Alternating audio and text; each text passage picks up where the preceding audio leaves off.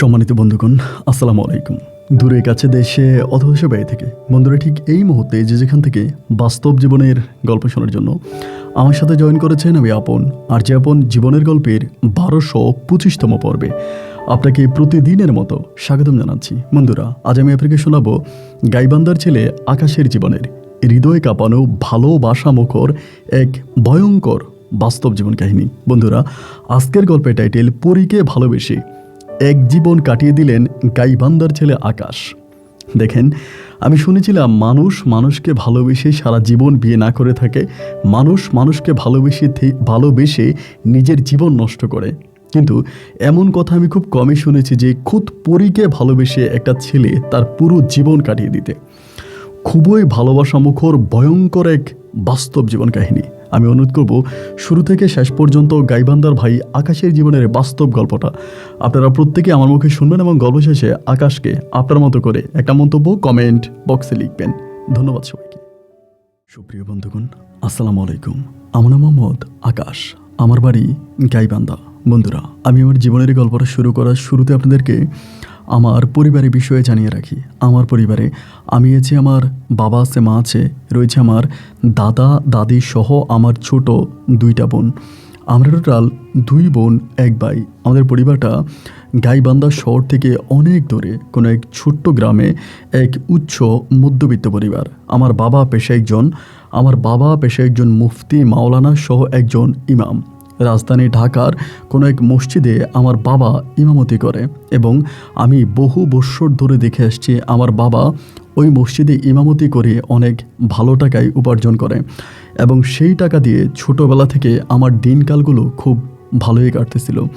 আমি আমার জীবনের গল্পটা আমার স্কুল জীবন থেকে শুরু করি, কারণ তখন থেকে আমার জীবনে বেশিরভাগ ঘটনাগুলো ঘটতে থাকে। আমি জন্ম হবার পরেই নাকি আমাদের পরিবারেও কিছু সমস্যা দেখা দেয়। এই কথাগুলো বলতে হবে।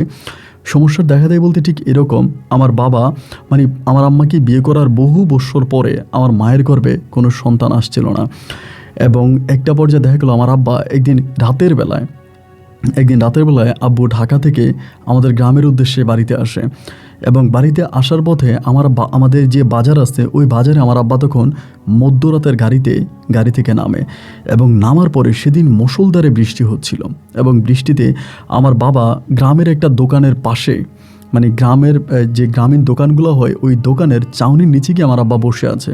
ওই সময় একটা পাগল আসছে আমার আব্বার কাছে, এসে আমার আব্বাকে নাকি বলে, তোর বউর ঘরের সন্তান হয় না, এই নিয়ে চিন্তা করছিস, এরকম করে আমার আব্বাকে বলে। আমার আব্বা তখন অদ্ভুতভাবে পাগলের মুখের দিকে তাকিয়ে থাকে। তখন চারদিকে একেবারে গুটগুটে অন্ধকার, আকাশে বিদ্যুৎ চমকাচ্ছিল, খুব ভয়ানক একটা অবস্থা ছিল। আমার আব্বা তখন ওই লোকটাকে বলল যে, আপনি এগুলো কি বলেন, আর আপনি এগুলা জানেনও বা কেমন করে? তিনি বলে, আমি সব কিছুই জানি, নে তোর বউরে এটা খাওয়াই দিস, দেখবি সন্তান হবে। এরকম করে মিষ্টি জাতীয় কোনো একটা জিনিস আপনার পলিথিনে পেঁচিয়ে আমার আব্বার হাতে দেয় এবং আব্বুর হাতে দিলে পরে আব্বু তখন জিনিসটা হাতে নেয় এবং ওই পাগলটা বৃষ্টিতে ভিজতে ভিজতে নাকি তখন চলে যায় এবং পাগলটা চলে যাওয়ার পরে আমার আব্বা অদ্ভুতভাবে ওই পাগলের মুখের দিকে পাগলের চলে যাওয়ার দিকে তাকিয়েছিল। একটা সময় বৃষ্টি আরও বাড়তে থাকে, ঠিক সকাল অবধি পর্যন্ত ওই গ্রামে মুষলধারে বৃষ্টি হচ্ছিল। সকালের যখন একটু একটু করে আলো ফুটতেছিল ওই বৃষ্টির মধ্যে আমার আব্বা তখন সেখানকারই একটা দোকানদারের কাছ থেকে একটা ছাতা ধার করে নিয়ে আমার আব্বা তখন বাড়ির পথে রওনা দেয়। এগুলো আমার জন্মের আগের কথা, কারণ গল্পের খাতিলে এই কথাগুলো বলতে হবে, তা না হলে আমার গল্পটা বোঝা যাবে না। এক পর্যায়ে তখন আমার আব্বা বাড়িতে আসে এবং বাড়িতে আসলে পরে আমার আব্বা এসে ঘুমিয়ে পড়ে এবং ঘুমিয়ে পড়লে আমার আব্বা তখন এই জিনিসটা আমার আব্বার মাথার কাছে রেখে আমার আব্বা ঘুমায়। আম্মাকে এই বিষয়ে আব্বু কোনো কিছুই বলে না এবং আব্বা তখন ঘুম থেকে ওঠার পরে আমার আম্মা আব্বুর মুখের দিকে তাকিয়ে আছে এবং আমার আব্বু তখন অবাকে আম্মাকে জিজ্ঞেস করতেছে, কি ব্যাপার, তুমি এভাবে তাকিয়ে আছো কেন? আমার মা তখন আমার আব্বাকে বলে, আপনি কালকে রাত্রে এটা কি নিয়ে আসছিলেন, এমন করে বলে। আমার আব্বা তখন নাকি আমার আম্মাকে বলে, কই কি নিয়ে আসছিলাম? আমার মা আমার আব্বাকে বলে, আপনি যে জিনিসটা নিয়ে আসছেন আমি এটা খাইলাম, আমার এত সুস্বাদু লাগলো, মনে হয় জীবনে এত সুস্বাদু কোনো খাবার আমি খাই নাই। আমার আব্বা তখন আমার আম্মাকে বলে, কই না তো, আমি তো তোমার জন্য কোনো কিছুই নিয়ে আসলাম না, তুমি কি খাইলা? আমার আম্মা তখন বলে, বারে মিথ্যা কথা বলতেছেন কেন, আপনার মাথার কাছেই তো পলিথিন পেঁচানো এই মিষ্টিটা ছিল, আমি তো এটা খাইলাম। আমি ভাবছি আপনি মনে হয় গাড়িতে কিনছেন আর খান নাই, এই জন্য আমি খাইছি। আমার আব্বা তখন আমার আম্মাকে বলতেছে যে তুমি খাইছো, এটা কেমন লাগলো? আমার আম্মা বলে জিনিসটা খুব ভালো লাগলো। এরপরেও আমার আব্বা আর আমার আম্মাকে কোনো কিছু বললো না, কারণ বললে পরে যদি আমার আম্মা ভয় পেয়ে যায় বা আম্মু ভূমি করে দেয়। তো এরকম করে রাত হয়ে গেল। আমার আব্বা রাতে খাওয়া দাওয়া করে আম্মুর সাথে রাতের বেলায় ঘুমোতে ঘুমোতে তখন এই কথাটা বলল। এবং বলার পরে আমার আম্মা তখন আমার আব্বুরে বলতেছে যে কী বলেন এটা আপনি, সত্যি নাকি? আমার আব্বা বলে হ্যাঁ, এটা সম্পূর্ণ সত্যি এবং আমাদের ওই গাছি বাজারের মধ্যেই এরকম ঘটনাটা ঘটেছে। আমার আম্মা বলে গাছি বাজারে এরকম কোনো পাগল আছে? এটা তো আমি আগে কখনো শুনি নাই। এরকম কোনো পাগল আছে আমি তো আগে কখনো শুনি নাই। আমার আব্বা বলে তোমার কি মনে হয় যেটা কোনো পাগল? আর কোনো পাগল কি আমার মুখের দিকে তাকিয়ে বলতে পারে আমার মনের ভিতর কী চলতেছিল? আমার আম্মা তখন বলে যা করে আল্লাহ ভালোর জন্যই করে। আচ্ছা ঠিক আছে, আপনি মন খারাপ করেন না, ভালোই হইব। এই বলে আমার আব্বু নাকি আমার আম্মুর সাথে থাকে এবং থেকে পরে আমার আব্বু 1 সপ্তাহ পর্যন্ত বাড়িতে থেকে আমার আব্বা পুনরায় আবারও ঢাকায় যায় এবং এক পর্যায়ে নাকি আমার আব্বুর কানে এই সুখবরটা আসে যে আমার আম্মা গর্ভবতী হয়েছে এবং আম্মুর পেট থেকে আমি দুনিয়াতে আসছি। এবং আমি আসার পরে আমি খুবই ব্যতিক্রম ধর্মী একটা ছেলে ছিলাম, মানে দেখতে শুনতে কোনো স্বাভাবিক মানুষের মতো নাকি আমি ছিলাম না। আমি সম্পূর্ণ অস্বাভাবিক আচরণ করতাম এবং আমার মুখ থেকে যখন কথা ফুটে আমি তখন আমার আব্বা আম্মা, বাচ্চারা তো নর্মালি হচ্ছে আব্বার নাম নেয়, বাবা ডাকে, মা ডাকে, এরকমভাবেই ডাকে। বাট আমার মুখের প্রথম বলিই ছিল নাকি আল্লাহ। আমি নাকি প্রথমে আল্লাহ করে ডাকতে শুরু করি এবং আমার মুখের প্রথম মানে বাণীটাই যে আল্লাহ ছিল, এটা শুনে আমার দাদা দাদি, আমার আব্বা অত্যাধিক খুশি হয় এবং তখন থেকেই তারা স্বপ্ন দেখতে শুরু করে যে তারা আমাকে মাদ্রাসার লাইনে পড়াশোনা করাবে, মাদ্রাসায় পড়াশোনা করাবে এবং সেই শিক্ষায় তারা আমাকে শিক্ষিত করবে। এমন পরিকল্পনা করেই একটা পর্যায়ে আমি বড় হই এবং বড় হওয়ার পরে আমাকে একটা মাদ্রাসায় ভর্তি করানো হয়। আমাদের এলাকারই একটা মাদ্রাসায় আমি তখন পড়াশোনা করতাম। এরপরে আমার জীবনে তেমন কোনো ঘটনা ঘটেনি যেগুলো খুব বিরল করে বলার মতো। মাদ্রাসায় পড়াশোনা করি এবং আস্তে আস্তে করে দিনকালগুলো পার করতেছিলাম। ওই মুহূর্ত পর্যন্ত কিন্তু আমার আব্বা রাজধানী শহর ঢাকাতেই আছে এবং সেখান থেকে 3 মাস 4 মাস পরে আমার আব্বা বাড়িতে আসে এবং আমি জন্মগ্রহণ করার ঠিক পরপরে যমজ আমার 2টা বোন হয়। মানে আমি জন্ম হওয়ার ঠিক 2 বছর পরে আমার যমজ 2টা বোন একসাথে হয় এবং এতে আমার আব্বা অত্যাধিক খুশি হয়। এরপর আমার আর কোনো ভাই বোন হয় না। আমি তখন স্কুলে পড়াশোনা মানে মাদ্রাসায় পড়াশোনা করি, দিনকালগুলো এরকম করে কাটতেছিল। আস্তে আস্তে করে আমি মোটামুটি অনেকটা বড় হই এবং একটা পর্যায়ে আমি তখন দাখিল পরীক্ষা দিই। মাদ্রাসা থেকে দাখিল পরীক্ষা দেওয়াতে আমি খুব ভালো একটা রেজাল্টে দাখিল পাশ করি এবং সেই মুহূর্তে আমার আম্মার মাথায় হঠাৎ করে ভূত চাপলো যে আমার আম্মা আমাকে জেনারেল লাইনে পড়াশোনা করাবে। যেহেতু মাদ্রাসা থেকে আমি এসএসসি পরীক্ষা দিয়েছি, এবার আমার আম্মা আমাকে স্কুলে ভর্তি করাবে। স্কুলে ভর্তি করানোর পরিকল্পনা আমার আম্মার মাথায় আসে, কিন্তু আমার আব্বা আমার আম্মাকে মানা করে যে প্রয়োজন নাই, যেহেতু ওকে ছোটো থেকে মাদ্রাসায় পড়াইছি এখনও মাদ্রাসায় পড়াবো। কিন্তু আমার মা বলতেছে যে না, মাদ্রাসায় পড়াবো না, মাদ্রাসায় পড়াইলে চাকরি পেতে একটু সমস্যা হয়, সহজে চাকরি পাওয়া যায় না। এই জন্য আমি ওকে জেনারেল লাইনে পড়াশোনা করাবো, মানে স্কুলে পড়াশোনা করাবো। তো এই নিয়ে মোটামুটি আমার আব্বু আম্মু দুজনের মাঝে খুব ঝামেলা হয় এবং ঝামেলার একটা পর্যায়ে আমার আব্বা তখন আমার আম্মার প্রস্তাব মেনে নেয়। আমার আম্মাকে বলে যে ঠিক আছে, তুমি যেটা বলো সেটাই হবে। এরপরে আমি আমাদের এলাকারই একটা কলেজে ভর্তি হই।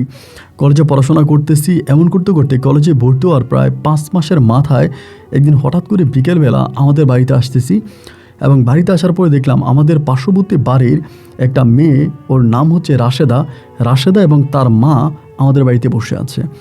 তো বসে আছে দেখে উনি রাশেদার মা মাঝে মাঝে আমাদের বাড়িতে আসে, আমার আম্মুর সাথে কথাবার্তা বলে। এই জন্য আমি আর কোনো কিছু মনে করলাম না, আমি ঘরে গেলাম এবং আমি ঘরে গিয়ে পড়তে বসলাম। আমার মা তখন আমার ডাক দিল পরে আমি আসছি। এসে মা আমাকে বলতেছে, বাবা রে, রাশেদার মা আসছে, তুই কিছু বুঝছিস, তোর কিছু বলছে? আমি বললাম না, আমাকে তো কোনো কিছু বলে নাই, কেন আসছে না আসছে আমি তো এই বিষয়ে কোনো কিছুই জানি না। আমার আম্মা বলে আসছে তো তোর কাছে। আমি বললাম আমার কাছে কেন, আমার কাছে ওদের কাজ কি? আমার আম্মা তখন বলতেছে তোর কাছে আসছে, কাজ হচ্ছে এটা যে রাশেদার মা বলতেছে যে তুই রাশেদার একটু পড়ানোর জন্য, রাশেদার সামনে পরীক্ষা, মানে আপনার এসএসসি পরীক্ষা দিবে মাদ্রাসা থেকে। তো যেহেতু আমি এসএসসিতে ভালো রেজাল্ট করছি, আমার মানে রাশেদার মা নাকি বলতেছে রাশেদাকে পড়ানোর জন্য। তা আমি তখন বললাম যে না মা, আমার তো সময় নেই, আর আমি কোনো মানে বেগানা মানে অবিবাহিত কোনো মেয়েকে আমি পড়াতে চাই না, এতে আমার পর্দার খেলাপ ঘটবে। আমি মাদ্রাসায় যে যাইতাম আমি কিন্তু পায়জামা পাঞ্জাবি পরে যাইতাম এবং অলওয়েজে আমার মুখের মধ্যে দাঁড়িয়ে থাকতো। মানে একটু ধার্মিক লাইনে, ধর্মীয় লাইনে চলাফেরা করতে আমি পছন্দ করতাম। এবং এই কথা বলার পরে আমার আম্মা যখন আমাকে খুবভাবে বলতেছিল, মানে বারবার বোঝাচ্ছিল আর কি, যেহেতু রাশেদার মায়ের সাথে আমার মায়ের ভালো একটা সম্পর্ক আছে, যার জন্য একটা পর্যায়ে আমি তখন আম্মার কথায় রাজি হয়ে গেলাম। মানে আম্মারে বললাম যে আম্মা ঠিক আছে, এবং আম্মুর কথায় রাজি হয়ে আমি তখন রাশেদাকে মানে প্রাইভেট পড়ানোর জন্য রাজি হলাম, এবং রাশেদাকে আমি তখন প্রাইভেট পড়াচ্ছিলাম। তো মেয়েটা আমার কাছে আসতো, ও আসলে মূলত পড়াশোনার প্রতি খুব বেশি একটা মনোযোগ ছিল না, মানে পড়াশোনা খুব বেশি একটা করতো না, এবং ও খুবই অমনোযোগী ছিল। এরপরেও যেহেতু আমার আম্মা আমাকে অনুরোধ করে ওকে পাঠাইলো আমার কাছে, তো সেজন্য আমাকে পড়াইতাম, আমার মতো করে পড়াইতাম, এবং ও পড়তো। এমন করে আমি তাকে প্রায় 7 থেকে 8 মাসের মতো আমার ঘরে প্রাইভেট পড়াই, এবং 7-8 মাস পরে একদিন হঠাৎ করে মেয়েটা আমাকে মানে হঠাৎ করে আমাকে হচ্ছে প্রেমের প্রস্তাব দেয়, মানে চিঠির মাধ্যমে ও আমাকে ভালোবাসে, এবং ভালোবেসে ও আমাকে ভালোবাসে এরকম একটা চিঠির। তো চিঠিটা যখন আমাকে দেয়, ও নিজেই হচ্ছে লিখে আমার হাতে দেয়, এবং চিঠিটা আমার হাতে দেওয়ার পরে আমি বুঝে যাই যে এই মেয়ের মনস্তাব খুব বেশি একটা ভালো না, খুব বেশি একটা ভালো বলে আমার কাছে মনে হলো না। পরে আমি তখন চিঠিটা হাতে নিলাম, এবং হাতে নেওয়ার পরে আমি কিন্তু চিঠি পড়ি নাই, চিঠিটা আমি রেখে দিছি, এবং এমন করে ও আসতেছে, আমি বিষয়টাকে ইগনোর করতেছি। এই যে আমাকে চিঠি দিয়েছে বা আমার সাথে কোনো কিছু করতে চাই, এই জিনিসটা আমি সম্পূর্ণভাবে ইগনোর করি। তো আমার কাছে আসতো, আবারও আগের মতো পড়তো, 1 দিন 2 দিন 3 দিন করে কাটতে কাটতে একটা পর্যায়ে আমাকে বলতেছে যে আকাশ স্যার, স্যার করে আমাকে ডাকে, যদিও প্রথমে আমাকে আকাশ ভাই করে ডাকতো। পরে আমি বললাম যে তুমি আমাকে ভাই করে ডাইকো না, যেহেতু আমি তোমাকে পড়াই, আমি তোমার টিচার, তো সেখানে তুমি আমাকে স্যার বলে সম্বোধন করো। পরে আমাকে বলে যে আচ্ছা ঠিক আছে, আমি স্যার করে ডাকবো। পরে আমাকে বলে আকাশ স্যার, আমি যে আপনাকে একটা চিঠি দিয়েছিলাম, আপনি কি চিঠিটা পড়ছিলেন, এমন করে আমাকে বলে। এইটা বলার পরে আমি তখন বললাম না তো, আমি তো এটা পড়ি নাই। পরে আমার বলে এটা পড়েন নাই কেন? আমি বললাম এটা কার চিঠি? পরে আমাকে বলতেছে এটা আমার চিঠি। আমি বললাম তোমার চিঠি? তা তোমার চিঠি আমাকে কেন দিলা? বলে আপনি পড়ে আমাকে একটা উত্তর দেবেন এই জন্য। তো যেহেতু ও নিজে মুখ ভেঙে আমাকে বলছে এটা পড়ার জন্য, আমি তখন বললাম আচ্ছা ঠিক আছে। একটা পর্যায়ে আমি তখন চিঠিটা পড়লাম। ওই দিন যেদিন ওকে আমি পড়াইলাম, ওই দিন রাতের বেলায় চিঠিটা পড়ি, এবং চিঠি পড়ার পরে আমি দেখলাম যে চিঠির মধ্যে ও আমাকে ভালোবাসার প্রস্তাবই করেছে, যেটা আমার সন্দেহ ছিল ঠিক সেটাই হয়েছে। এরপরেও চিঠিটা পড়ে আমি তখন আমার মতো করে শুধুমাত্র এটাই ওরে লিখে দিলাম যে দেখো তুমি আমার ছাত্রী, আমি তোমার শিক্ষক, আর আমরা পাশাপাশি বাড়ির মানুষ, আমাদের সাথে আমাদের মাঝে যেন এই ছাড়া আর কোনো সম্পর্ক কখনো না হয়, বা আর কোনো সম্পর্কর চিন্তা তুমি করো না। এটা আমি তখন তাকে লিখে দিলাম, এবং লিখে দেওয়ার পরে মানে আমি তাকে উত্তরটা ওভাবে দিলাম, এবং উত্তর যেদিন দিলাম এরপর দিন থেকেই ও আমার সাথে খুব মানে আমার কাছে পড়তে আসে ঠিক আছে, কিন্তু সবসময় একটা কান্না কান্না ভাব করে থাকে। এভাবে 2-3 দিন কাটার পরে একদিন হঠাৎ করে ওর মা আমাকে দুপুরে বলতেছে আকাশ, আমার মেয়ে তো অনেক অসুস্থ, ও তো মানে এর আগের দিন কিন্তু পড়তে আসে নাই, এবং পরের দিন ওর মা বলতেছে ও তো একটু অসুস্থ, ওর একটু দেখতে আসো আমারে বলে। আমি চিন্তা করলাম যে কী ব্যাপার, ও অসুস্থ হয়ে গেল কেন হঠাৎ করে? আমি তখন ওরে দেখার জন্য গেলাম, এবং যাওয়ার পরে দেখি যে ওর হাতের মধ্যে ব্যান্ডেজ করা, মানে হাতে দিয়ে ব্যান্ডেজ করে রাখছে। তাই আমি বললাম কী ব্যাপার রাশেদা, কী হয়েছে তোমার? পরে বলে আমার হাত কেটে গেছে। আমি বললাম না, তোমার তো হাত কেটে যাওয়ার কথা না, আর হাত যদি মানুষের কাটে তাহলে এখানেই কাটবে, কিন্তু এই জায়গায় হাত কাটবে কী করে? এখানে তো হাত কাটার কোনো সিস্টেম নাই, বা কেন কাটবে? পরে আমারে বলে আমি আমার নিজের জীবন দিয়ে দিব, এরকম করে আমারে বলতেছে। আমি তখন বললাম রাশেদা, এমন কোনো পাগলামি করো না, আমি তোমাকে চিঠির উত্তরে সব কিছু বলছি, যে আমাদের পরিস্থিতি বা আমাদের সম্পর্কের বিষয়ে তোমাকে আমি সব কিছু জানাইছি। এরপরেও তুমি যদি ওভার কোনো কিছু করতে চাও, তবে এটা আমাদের সম্পর্কের জন্য, মানে আমাদের ছাত্র এবং আমাদের ছাত্রী আর শিক্ষকের সম্পর্কের জন্য ভালো কিছু বই আনবে না। আমি আশা করব তুমি বুঝতে পারছো, এবং তুমি এটা আর কখনোই করবে না। কিন্তু এতে আসলে আর কোনো কিছুই কাজ হলো না, এবং প্রতিনিয়ত ও আমাকে আরও বিরক্ত করতে থাকে। ও আবার এক বাপের এক মেয়ে ছিল, তো দেখতে শুনতে অতটা ভালো না থাকলেও ওর পারিবারিক অবস্থা অনেকটা ভালো ছিল। ওর বাবার মোটামুটি টাকা পয়সা ছিল, সয় সম্পত্তি ছিল, ভালো অবস্থার মধ্যেই ছিল। তো ওরে আসলে মূলত আমার ভালো লাগতো না আর কি। ভালো লাগতো না বলতে আমি আসলে কখনো ভালো লাগার নজরে ওর দিকে তাকাই নাই। এবং এমন করতে করতে ও একদম হঠাৎ করে মানে পড়তে আসলে আমাকে শুধু ভালোবাসি, মানে ঘুরে ফিরে আমাকে শুধু ভালোবাসার কথাই বলতো। একবার যে আমি তখন এই বিষয়টা আমার মাকে জানাই দিই, কারণ আমার কাছে মনে হলো যে এটা আমার মাকে জানানো আমার উচিত। পরে আমি মাকে বললাম যে মা, তুমি যে আমাকে রাশেদাকে পড়াইতে বললা, তো রাশেদা তো আমার সাথে এরকম এরকম করতেছে, এখন এরপরে কি তোমার কাছে মনে হয় যে ওকে আমার পড়ানো উচিত বা আমি ওকে পড়াবো? এটা বললো পরে আমার আম্মা তখন আমার দিকে তাকিয়ে বলতেছে তুই এটা এতদিন বললি না কেন? আমি না হয় ওর মারে জানাইতাম। আমি বললাম যে আপনারা তো আমি আজকে জানাইছি, আপনি ওর আম্মারে জানান যে ও এগুলো করতেছে। এরপরে আসলে ওর সাথে আমার কোনো মানে আমি ওকে আর পড়াবো না, ডিরেক্টলি বলে দিছি।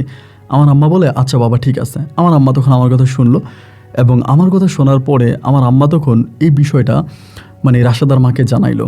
রাশেদার মাকে জানানোর পরের দিন আমার মা তখন আমাকে বলতেছে যে রাশেদার মা নাকি আমার আম্মাকে বলছে যে বোন রে, এরকম পরিস্থিতি তো আমার মেয়েটা অনেক দিন ধরেই করতেছে, এখন আমি তো বুঝতে পারতেছি না কী করব। যতভাবে আমার মেয়েকে মানা করি, আমার মেয়ে তো আর আমার কোনো কথা শোনে না, মেয়ে তো পাগলামি করতেছে, মেয়ে তো এটা আমাকেও জানাইছে, এবং আমি এখন কি করব আমি তো বুঝতে পারতেছি না। আমার আম্মা তখন এসে এই কথাগুলো আমাকে বলে। আমি তখন আমার মাকে বললাম যে মা, আমি ওরে পড়ানোর আগেই বলছিলাম ওরে পড়ানো আমার ঠিক হবে না, কিন্তু তখন তুমি তো আমার কথা বুঝলা না। আমি তোমাকে এত ভার করে বুঝিয়ে বললাম, তুমি আমার কোনো কথাই শুনলা না। তো এখন দেখো আমি যেটা সন্দেহ করেছি সেটাই হয়েছে।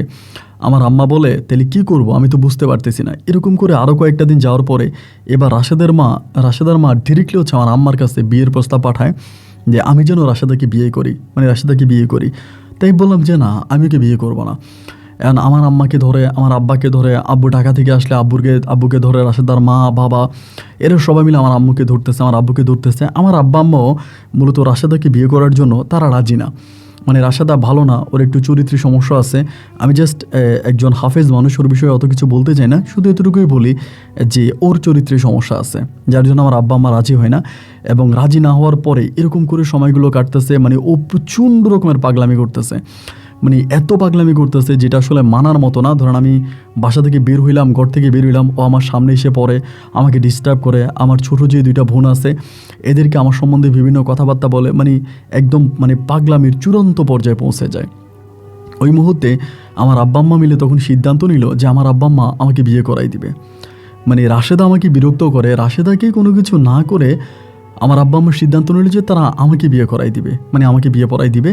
তো আমার জন্য তখন তারা মেয়ে দেখতে শুরু করছে। তো যেহেতু আমার আব্বা আম্মা আমার জন্য মেয়ে দেখতেছে, আমি আমার আব্বা আম্মাকে আর কোনো কিছুই বললাম না।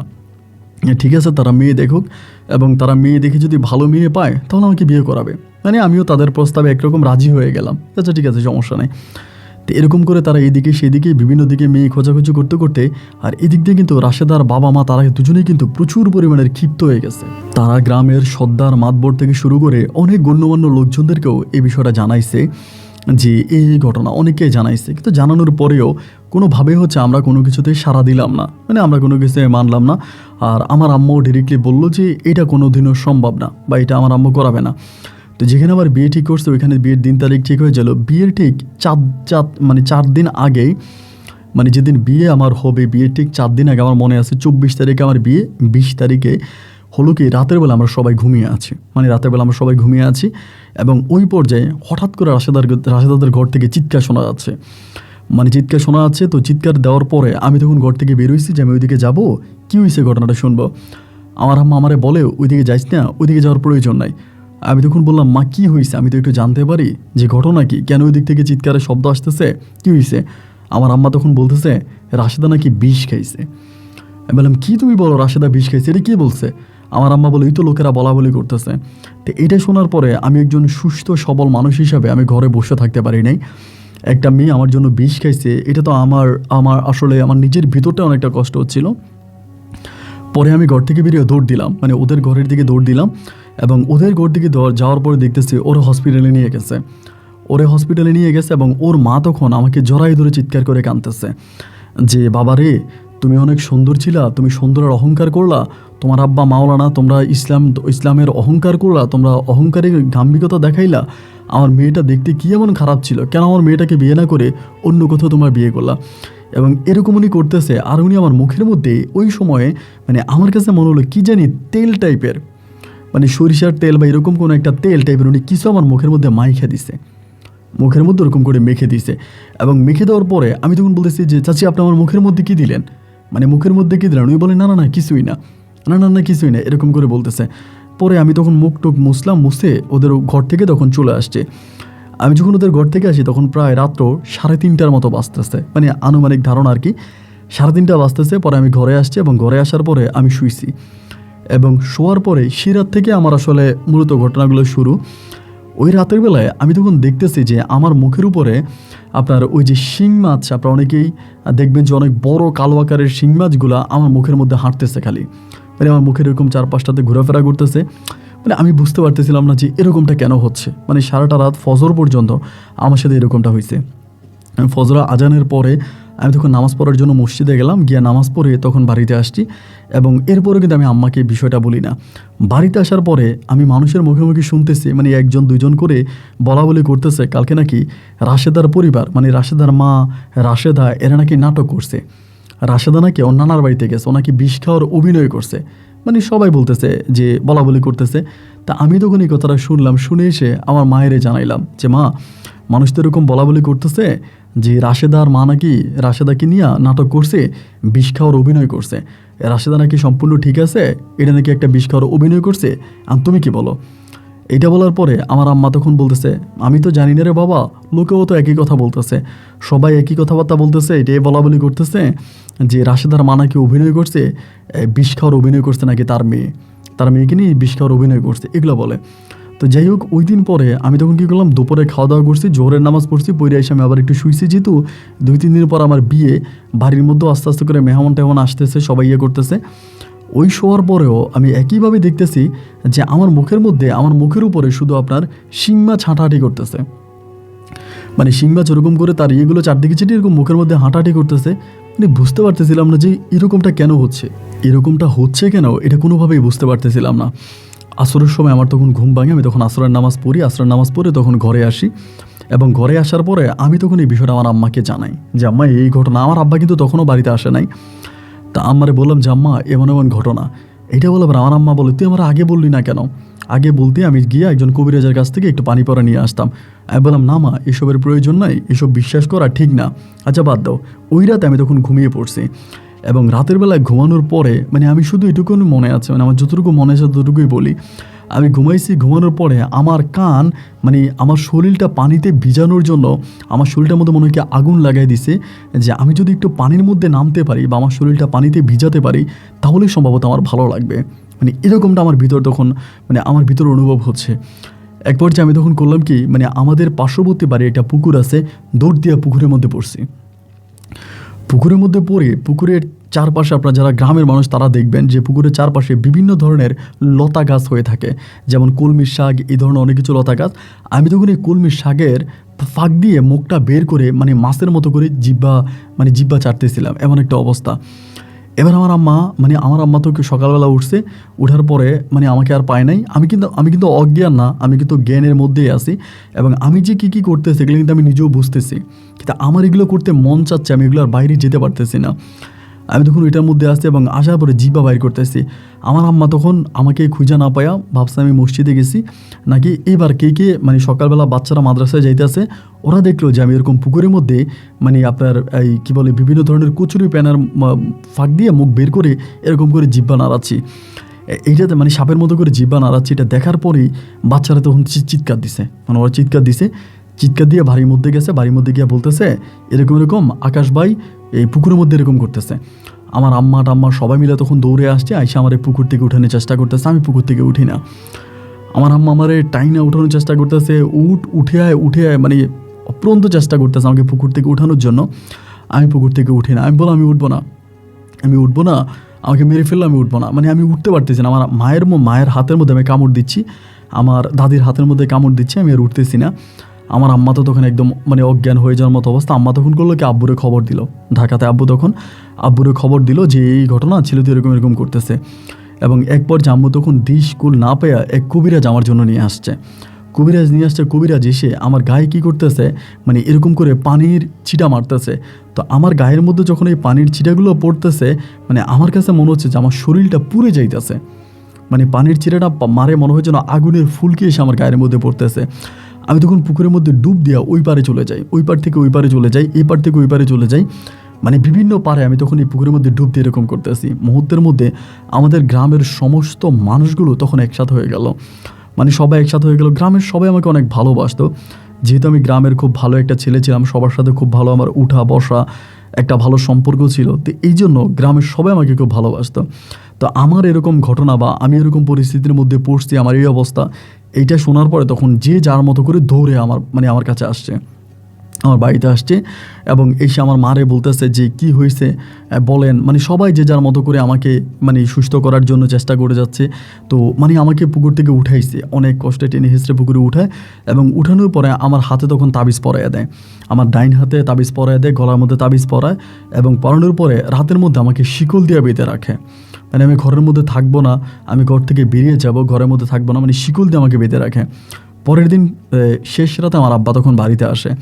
আব্বা বাড়িতে আসার পরে আব্বা তখন দোয়া দরুদ পড়ে, এটা ওইটা পড়ে এবং পরে আব্বা মোবাইল ফোনের মাধ্যমে কার সাথে জানি কথা বলে ঢাকাতে কোনো একটা লোকের সাথে আমার আব্বা কথা বলে এবং কথা বলার পরে আমার আব্বাকে কী কী শেখাতে আমার আব্বা তখন এগুলো করে আমার কিন্তু জ্ঞান মানে সবই আছে, আমি সবই বুঝতেছি আমার সাথে কী হচ্ছে বা আমি কী করতেছি, এই সব কিছু আমি বুঝতেছি, বাট আমি এটার বাইরে যেতে পারতেছি না। মানে আমি জানি আমি এটা অন্যায় করতেছি, এটা খারাপ কাজ করতেছি, এটা ভালো করতেছি না, এটা থেকে আমি বের হইতে পারতেছি না, কোনোভাবে এটা থেকে আমি বের হইতে পারি না। যাক, এভাবেই তখন পড়ে আসি। আমার আব্বা তখন করলো কি, আর এই রাতটা মানে চেষ্টা করে পরের দিন আমার আব্বা গিয়ে এক কবিরাজ নিয়ে আসছে। আনার পরে ওই কবিরাজ তখন আমাকে দেখে টেকে আমার আব্বা আম্মাকে নাকি বলে যে আমাকে নাকি কুফুরি করা হয়েছে এবং মারাত্মকভাবে শিং মাছের গলার মধ্যে তাবিজ পেয়েছে আমাকে মানে কুফুরি করা হয়েছে এরকম করে বলে। এতে আমার বিয়ের যেই মানে তারিখ হয়েছে, বিয়ের তারিখটাও তখন পিছ নেমে যায়। মানে আমি যেহেতু অসুস্থ, আমি পাগল, তো এখন তো আর আমার বিয়ে হবে না, তা বিয়ের দিনটাও তখন পিছিয়ে নেমে যায় যে পরে আরেকটা দিন তারিখ হবে এবং এরপর আমার বিয়ে হবে, বিয়ের দিনটা পিছিয়ে নেমে যায়।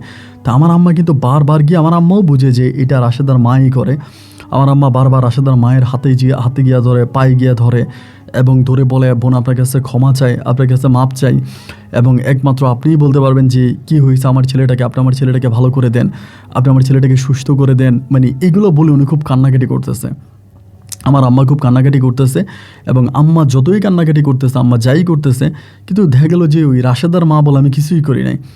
ওই যে রাতের বেলা আমার মুখে তেল মেখে দিছে, এটার পর থেকে আমার এই সমস্যাটা। রাশেদা কিন্তু একদম ভালো, বাড়িতে আসতেছে, ঘুরতেছে, ফিরতেছে, সবার সাথে ভালো করে কথা বলতেছে। মানে আপনি শুনলে অবাক হয়ে যাবেন যে আমার এরকম অসুস্থতার কথা শুনে ওইটা নিয়ে ব্যঙ্গ করে, মানে সবার সাথে হাসাহাসি করে যে জানা এবার বিয়ে করার এত শাক জাগছে যখন এবার বিয়ে কর এরকম করে বলতেছে। যাই হোক, পরে এই কয়েকদিন পরে জানে আমাদের এলাকাতে মুসা কবিরাজ বলে একজন ভয়ানক রকমের একজন কবিরাজ আছে আমাদের এলাকাতে। উনি মূলত কালো জাদুগুলা করে এবং তিনার আমার এলাকাতে অনেক ক্ষমতা, অনেক পাওয়ার, তো তার উপরে কেউ কোনো কথা বলতেও পারে না এবং উনি অনেক মোটা অঙ্কের টাকা নিয়ে এই ধরনের কুফুরি বা কালো জাদুগুলো তিনিই করে থাকে। তো আমার মায়ের কাছে কেমনে খবর আইছে যে মুসা কবিরাজ নাকি এগুলো করছে।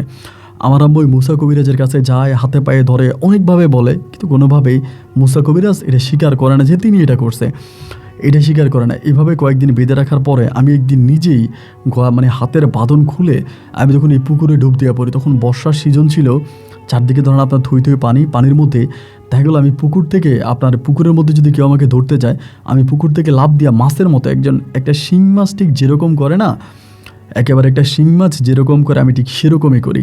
শিং মাছের মতো এই পার থেকে লাফ দিয়ে ওই পারে চলে যাই, মানুষ আসলে ওদেরকে আমি শিং মাছের মতো করে মাথা নাড়াই এবং কামড় দেই, মানে এরকমভাবে খামচি মারি, এরকম একটা অবস্থার মধ্যে হয়ে যায়।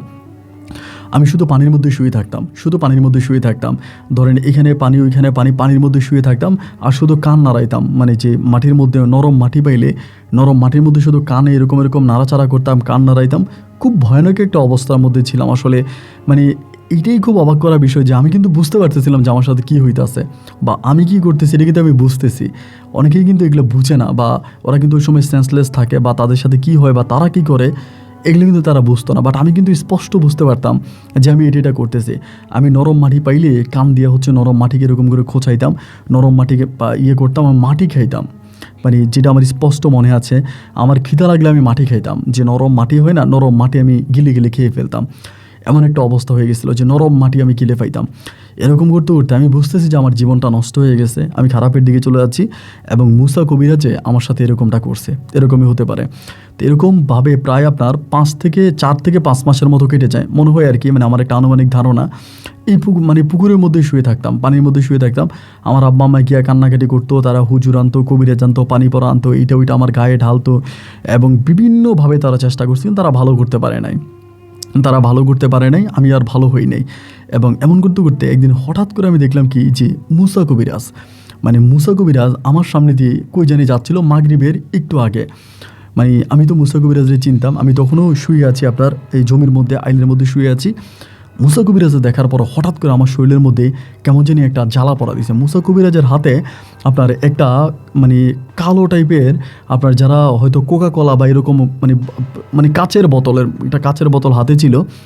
ওই না কাচের বোতলটা হাতে থাকার পরে আমি তখন দৌড়ে ঘরে ধরছি, এই মানে এই থেকে উঠা মানে পানি থেকে উঠে দৌড়ে ঘরে ধরছি, ধরে ওর কলার চেপে ধরছে মুসা কবিরাজরে, যে তোরা আমি মাইরা ফালামু, তুই আমারে তাবিজ করছস, তুই আমারে কুফুরি করছিস, আমার নিজের শরীরের বোধ আমার কাছে নাই, আমি নিজে ভালো নাই, তুই আমারে তাবিজ করছিস, আমি তোর এই করবো সেই করবো। মানে ওই আমি তখন তারা চাইপা ধরি, ধরার পরে আমি দেখলাম সেই তার হাতে যেই মানে বোতলটা আছে, ওই বোতলটাকে ও তখন কখনো এই পাশে নিচ্ছে, কখনো ওই পাশে নিচ্ছে, এরকম করতেছে। এবং আমি তখন ওর কাছ থেকে বোতলটা কাইরে নেই, মানে ওরে ধইরা, ওর কলার চাইপা ধইরা ওর কাছ থেকে বোতলটা আমি কাইরে নেই। নেওয়ার পরে ও আমার বারবার বলতেছে, এই বোতলের মুখ কিন্তু খুলিস না, বোতলের মুখ কিন্তু খুলিস না, বোতলের মুখ কিন্তু খুলিস না, আমার এগুলো বলতেছে, নাহলে তুই মারা পড়বি, নাহলে তুই মারা পড়বি। আমি তখন ওরা বলছি, আমি তো মরাই, আমি এখন পাগল, আমার কোনো স্মৃতিশক্তি এই আছে তো এই নাই, এই আছে তো এই নাই, আমি পানির মধ্যে ঘুমাই, পানির মধ্যে খাই, আমি কাদামাটি খাই বাইচে আছি, আমি তো পাগলই, তুই আমার আর কি পাগল করবি, তুই আমার আর কি করবি। এইগুলো বলে আমি তখন কী করলাম, ওইখান থেকে এই মুসা কবিরাজের সাথে ধাক্কি করে ওর হাতে যে বোতলটা ছিল ওই বোতল নিয়ে আমি তখন ওইখান থেকে চলে আসি, মানে দৌড়ে বোতলটা নিয়ে চলে আসি। এবং বোতলটা আনার পরে এই মুসা কবিরাজ আমার পিছু দৌড়াইতে আসে কিন্তু আমাকে ধরার জন্য, বাট ও আমারে ধরতে পারে না। এবং আসার পর তখন রাত হয়ে যায়, আমি এই বোতলটা নিয়ে বসে আছি এবং আমি কিন্তু এটার খুলি না, আমি পানির মধ্যে ডুব দিয়ে আসি, উঠতেছি বোতলটার মধ্যে। এই বোতলটা আমি তখন যে আইল ছিল, মানে আপনার যে দুইটা জমির যে আইল থাকে, আইলের উপরে রেখে দিচ্ছি। তো রাত কখন আমি তো জানি না, এরকম একটা সময় আমার হঠাৎ করে মনে হচ্ছিল যে বোতলটার ভিতরে কি জানি একটা সাদা নড়তেছে, মানে সাদা কি জানি একটা জিনিস এটার মধ্যে নড়াচড়া করতেছে। তো নড়াচড়া করতেছে দেখে আমি তখন কী করলাম, বোতলটা হাতে নিলাম। তখন আমি পানিতে শুয়ে আছি, বোতলটা হাতে নিছি। বোতলটা হাতে নেওয়ার পরেই আমি কী করলাম, যে বোতলের মুখটা খোলার চেষ্টা করতেছি। মুখটা হলো কি একটা লাল কাপড় দিয়ে, আর আপনার যে তার হয়, মানে আপনার ওই যে গুনা তার হয়, এরকম গুনা তার দিয়ে বেঁধে রাখছে, এবং এটার মুখের মধ্যে একটা তাবিজও পেঁচানো আছে। তো এইটাকে আমি এটা জানি না। পরে আমি তখন কী করলাম, বোতলের মুখটা খুব কষ্ট করে, মানে অনেক কষ্ট করে বোতলের মুখটা আমি তখন খুলে ফেলি। বোতলের মুখটা খুলি এবং এই বোতলের মুখটা খোলার পরে মানে এই বোতলের ভিতরে গরম পানি ছিল, মানে গরম পানি ছিল, এবং গরম পানির সাথে ভিতরে একটা কী জানি ছিল সাদা আকৃতির। আমি তখন ওই গরম পানিটা কী করলাম, পানিতে ঢেলে দিছি। মানে আমি যে পানিতে শুয়ে আছি মানে জমির মধ্যে, ওই জমির পানিতে আমি তখন গরম পানিটা ঢেলে দিই। এবং গরম পানিটা ঢেলে দেওয়ার পরে আমার শরীরটা কেমন জানি চুলকাইতে শুরু করে, মানে পানির মধ্যে আমার শরীরটা এরকম করে চুলকাচ্ছে। এবং শরীরটা যখন চুলকাইতেছে আমি তখন পানি থেকে উঠে গেছি, পানি থেকে উঠে আমি আর এই পানিতে পা রাখতে পারতেছি না, মানে পা রাখলে শরীরটা জানি কেমন চুলকাইতেছে। আমার গায়ে কিন্তু পোশাক আছে, আমি কিন্তু কাপড় চোপড় পরতাম, যে কাপড় খুলে ফেলতাম, বিষয়টা এরকম না, কাপড় পরা অবস্থা আমি এগুলো করতাম। এবং এমন একটা অবস্থার ভিতরে মানে আমি হঠাৎ দেখতে পেলাম যে একটা মেয়ে সাদা পোশাক পরিহিত অবস্থায় আমার পাশে আসছে। আইসা তার হাতে হচ্ছে একটা পানির অনেক বড় একটা ইয়ের মতো ছিল, মানে একটা পানির এরকম একটা কলসি যেরকম হয় না, এরকম হাতে একটা কলসি। তা এই মেয়ে কোত্থেকে আসছে, কী তার পরিচয়, আমি এগুলো কোনো কিছুই জানি না। আমার কাছে আসছে, এসে আমারে বলতেছে যে এই পানিটা আপনার গায়ে ঢেলে দেন, আমারে বলতেছে। আমি তখন বললাম যে পানি আমার গায়ে ঢেলে দিব, মানে বলে পানিটা আপনার গায়ে ঢেলে দেন। এবং ওই পানিটা মানে কলসির মতোই ছিল ইয়েটা, আমি তখন পানিটা আমার গায়ে ঢেলে দিলাম। পানিটা আমার গায়ে ঢেলে দেওয়ার পর তখন কিন্তু মধ্যরাতের ঘটনাগুলো, এই ঘটনাগুলো মধ্যরাতে।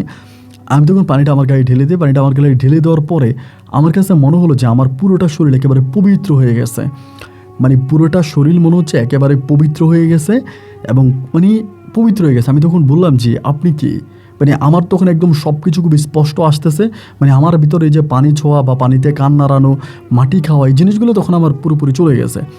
পরে দেখলাম, দেখে বলতেছে, আমি বললাম যে আপনি কে, বলে আমার নাম কায়া। আমি বললাম কায়া, আপনাকে তো আমি আগে কখনো দেখিনি আমাদের এলাকাতে, আপনি কোথায় থাকেন? পরে বলে আপনি আমাকে নতুন জীবন দিছেন, তাই আমিও আপনাকে এই নতুন জীবন দিলাম, আপনি বাড়ি যান।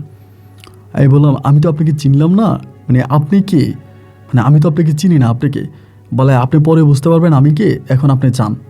এই খুব সুন্দর করে ধরেন একটা মানে স্বাভাবিক একটা মেয়ে যেরকম করে কথা বলে না, এরকম করেই কথা বলতেছে, একটা মানে সুষ্ঠু সবল একটা ভালো মেয়ের মতোই আমার সামনে দাঁড়িয়ে সুন্দর করে এই কথাগুলো বলতেছে যে আমি কি, আপনি পরে বুঝবেন, সমস্যা নেই, আপনি যান, এটা এরকম করে আমাকে বলে। তো যখন এরকম করে বলে আমি বললাম যে আচ্ছা ঠিক আছে, এই কথা বলে আমি তখন এই মেয়েটার কাছ থেকে মানে সরে গেলাম, মানে সরে বাড়ির দিকে যাচ্ছি। ফজরের আজানের কিছুক্ষণ আগে আমি কি আমার মায়ের ডাকতেছি, মা ও মা গো ঘরে আসো। এবং কয়েকটা ডাক দেওয়ার পরে আমার মা তখন দৌড়ে এসে আমার জড়াই ধরে চিৎকার করে কান্না করতে শুরু করছে। যে আমার ছেলে আজ এত বছর পর আমার মা বলে ডাকছে, আমার ছেলে এত বছর পর আমার মা করে ডাকছে, আমার ছেলে আমার মা ডাকছে। মা এসে তখন আমাকে জড়ায় ধরে কান্না করতে শুরু করে। তো আরও পাশাপাশি বাড়ির মানুষ ছিল, অনেকেই তখন আসে। আসার পর তখন মারে বললাম, মা আমার একটু ভালো কাপড় দাও, আমি নামাজ পড়তে যাব, আমি ফজরের নামাজ পড়বো।